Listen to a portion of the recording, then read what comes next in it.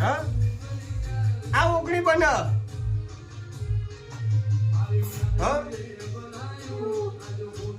હું ખબર પડે કે હું જોગણી સિક્કો મારીને આલું મામા હા મામા મામા ઓગણી એ મામા ગોડા હું સિક્કો મારીને આલું વખતે મામા. એમાં મને મામા. ગોડા મામા ભાઈ અમારા ભાઈ આવી જા માને હું કહું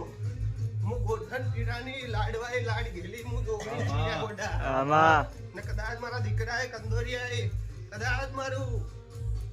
રટણ કર્યું હશે ને દીવો જાગૃત કર્યો છે જો કદાચ હોયથી તું જોડો પહેરીને જા મામા ને ઘેર જઈને મને બેડીને મને ખાલી એમ કે જા